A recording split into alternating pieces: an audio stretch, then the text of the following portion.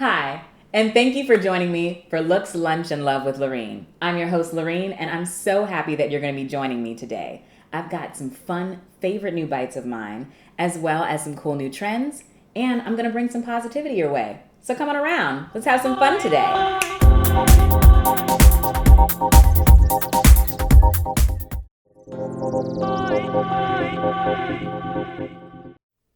Hi, my loves. Welcome to Looks, Lunch, Love with Lorene. I am so pumped to have my ladies on today from Ammunition Theatre Company. I have Tina Huang and Carla Mosley. They both went to NYU. They are fabulous actresses. They actually did an amazing job in Judgment of Fools that their theater company did. But they have credits out the wazoo. I mean, Tina has been on Rizzoli and Isles.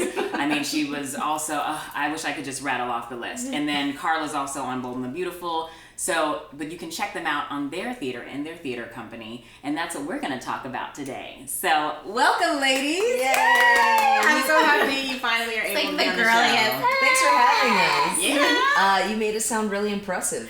You are. That sounds really Very great. Right. impressive. We're not two ladies just sitting on your couch in bare feet. It's that kind of party. We all decided to go barefoot today. I love tucking it. them. You're like, I'm I tucking didn't get a them. pedicure, so I'm Exactly. tucking them away. Hey, That's what tables it's are all for. good. It's tables, it's covering, and Yes. you're here. I know we have all our schedules and craziness, so I'm so happy to have you all on. Thank you. I want to know about how Ammunition Theatre Company came to be, because it's not only is it a theater company, but you guys are activists. Mm-hmm.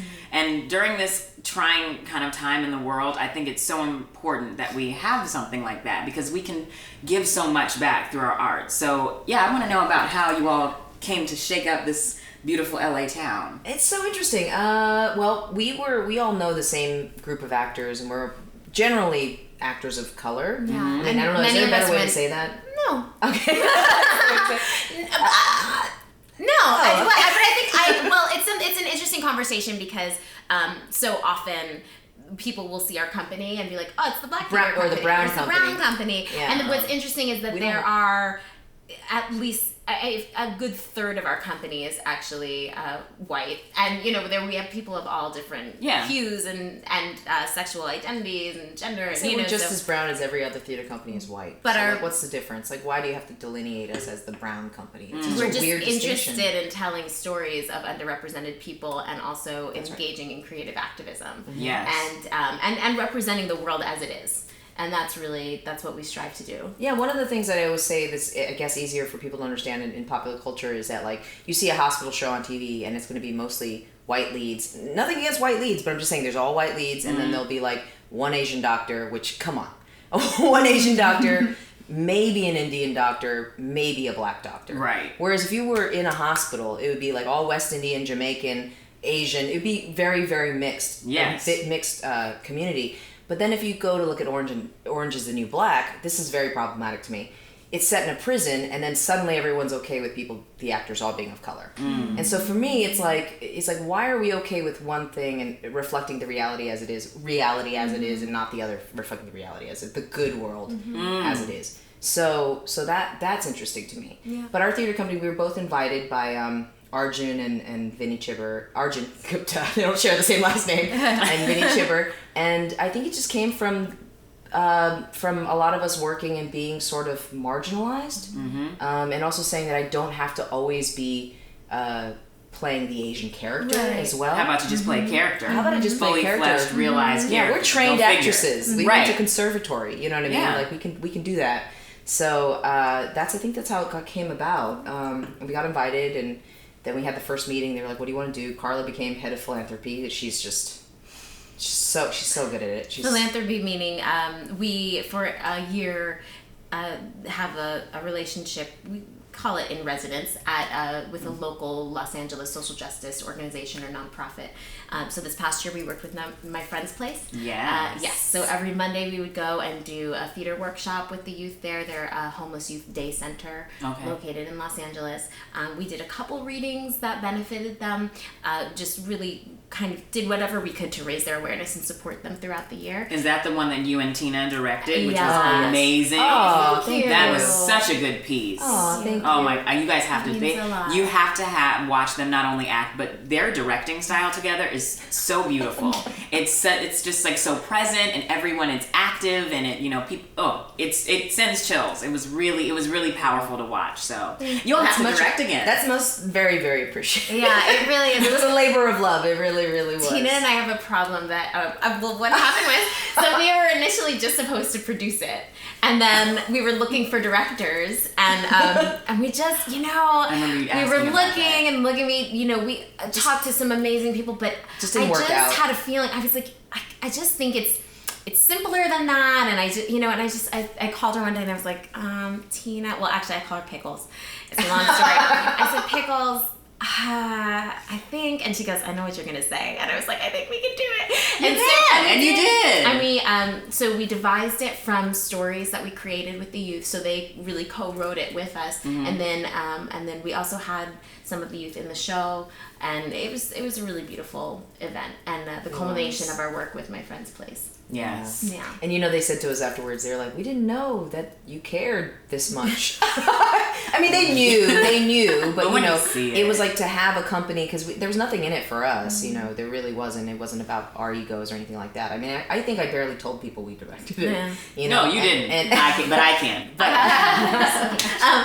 So one of my favorite moments was the pledge wall. At the end of the show, we invited the actors invited the audience to get up on stage and write a pledge for something that they're planning on doing in the community, whether that's looking someone in the eye, smiling, help, actually volunteering, giving away a sandwich, right? Or whatever that was. Small acts. And I wasn't sure that I was a little nervous that people wouldn't get up there. Both of us were. We were like, nobody wants to get on stage when they're coming to see a show. We keep doing that to people. And Judgment of Fools was totally interactive. Right. Love that. On the spot. I love interactive theater. But we were like, who's gonna want to write something on a wall? But they did. I mean, with hesitation. I almost cried because it was like everybody just shot up to the stage. Yeah. Wow. It was beautiful. We all kind of just trickled on. I mean, it was a nice big rush. Yeah. So I think, people are hungry to be engaged. And to find a way. I mean, there's so much going on, and the conversation that I keep having is like, what do we do? What's the next action? What is the action? Because social media is amazing, in that it it's sort of like a big graffiti wall. It's a place where we can go and get information that's not filtered by a media source immediately, but that can't be the end point. Right. It could also be problematic for that. Right, because it feels like you're doing something. Conscience cleansing. Yeah. Everyone gets their thoughts out and feels like a good person, but they don't then take that next step and move into action. Follow through and really do that. Right. Yeah, and so that's what we're interested in doing with our art, is to not just entertain people, of course, to entertain people, and that is something that I think our company does very well. Yes, you do.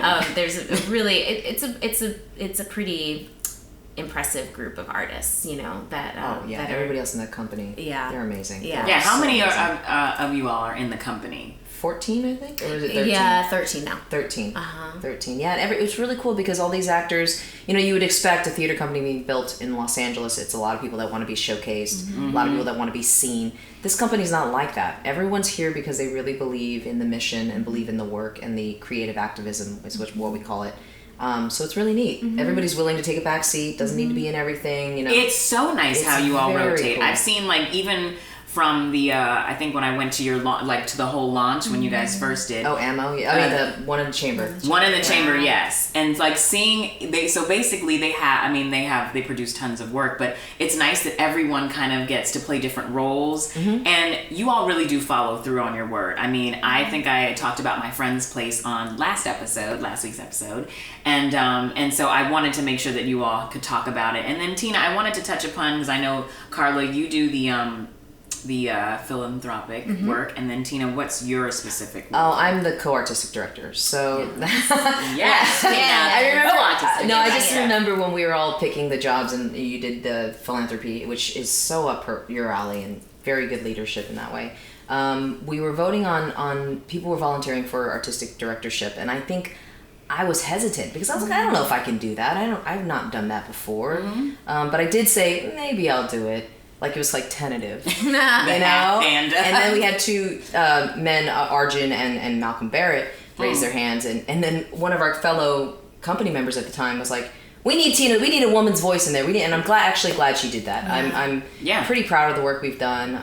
It takes a lot of reading, a lot of plays, and it's also very exciting because you see all these playwrights that you would ever think that you would, have access to, and then and read their stuff. Kids from NYU, kids directly out of Yale, kids from all over, people that have no formal training. So and then it's people exciting. who have been working professionally. Yes, and people that have been years. working professionally for years. And what's cool is you start to see what's in the zeitgeist. So we have all these fresh writers sending in their new plays that have not gone through the grinder. Right. And so there's recurring themes. You really feel what people are thinking about now in this time. So that's really, really fascinating. It's been great. It's been really great. And I wanted to say really quickly about the name of our theater company. Yes. We did. I don't know how I didn't address that. I think we did struggle with it for a little bit because we were like, ammunition, that's like too violent, It's too violence, aggressive, yeah. and all the stuff with guns and everything nowadays. But what we thought was the power is in our words. The power is in our art. So we're loaded. Yes. It's reclaiming the word. It's reclaiming the Yeah. word. Our ammunition is the art we create Yeah. Absolutely. to change our community, not violence. So that was kind of how that name came about. It's a great name, and I like that it's Ammunition Theater Company, and then you guys also call it Ammo Theater. Ammo, right? Yeah. And where can we find out more information about you all? www. Do you still do that nowadays? Yeah, well, I know, right? Well, Flat, don't you worry. We're gonna let everyone know where they can find. ammunitiontheater.com, and it's theater with the RE at the end instead of Yes. the ER. Great. I love that. Yeah. So, ladies, I want to ask you. I love to ask my guests, what makes you smile?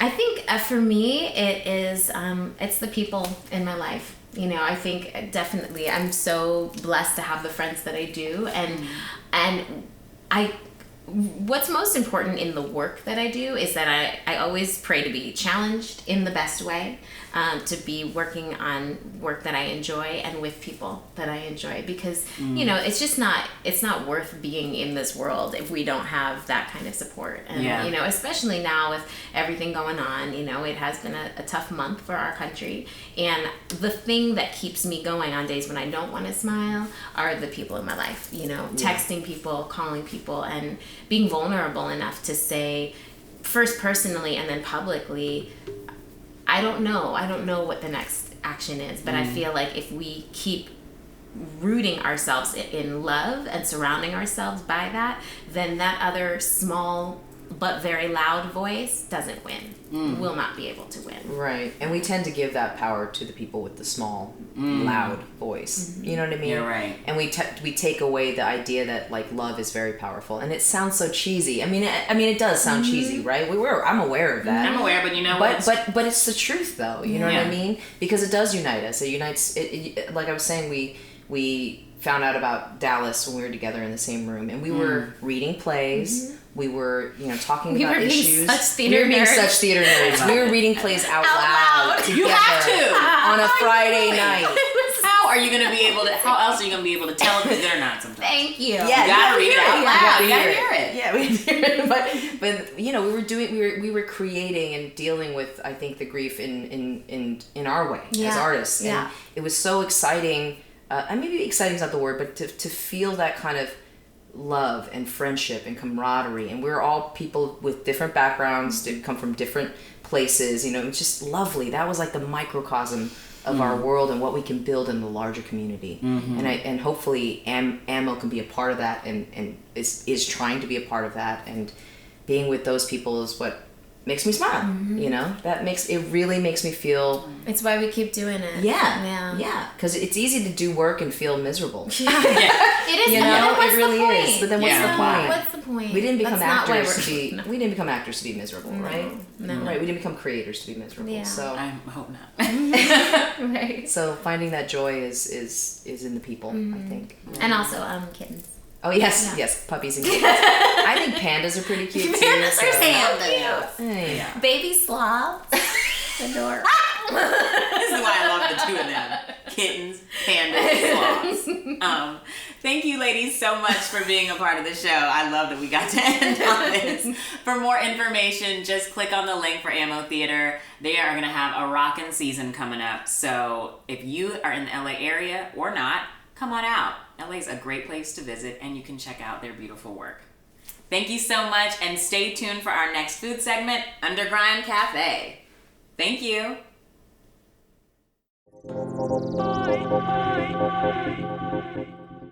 Hi, my loves. Welcome back to Looks Lunch Love with Lorene. I am so thrilled to bring you Underground Cafe today for our food segment.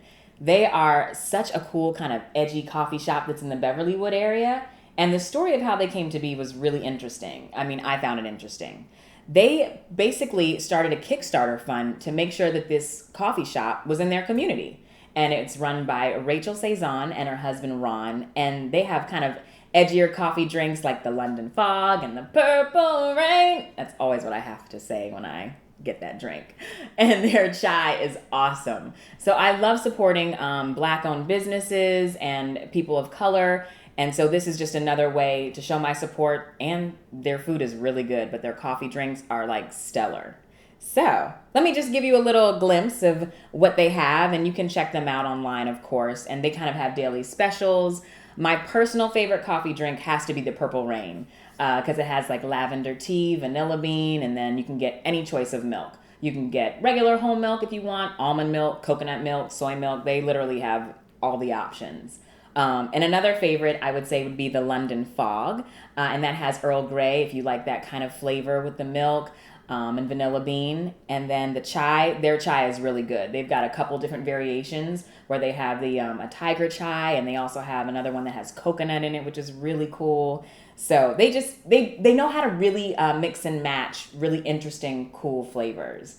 And then if you're gonna have your coffee, you gotta have a little bit of pastry to go with it, right? So, here is what we have here.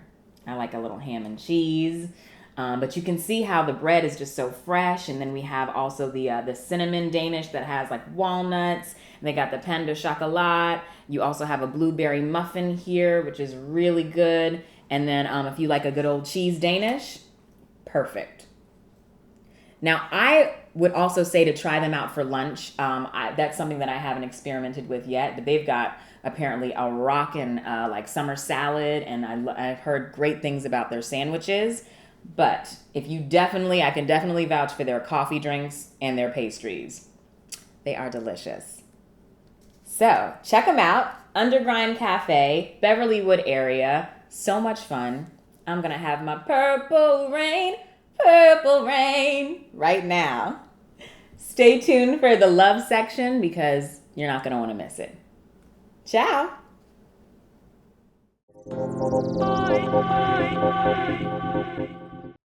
Hi, my loves. Welcome back. I just wanted to say to take some time and open your heart. I know that there are a lot of crappy things happening in the world. And as I talked actually with Carla and Tina, I was reminded that my art is how I contribute to the world and how I can try to make a difference. And even doing the show, it makes me, this is my way of bringing positivity and spreading love in that kind of way. That's how I know how to do. So find something that, you are passionate about.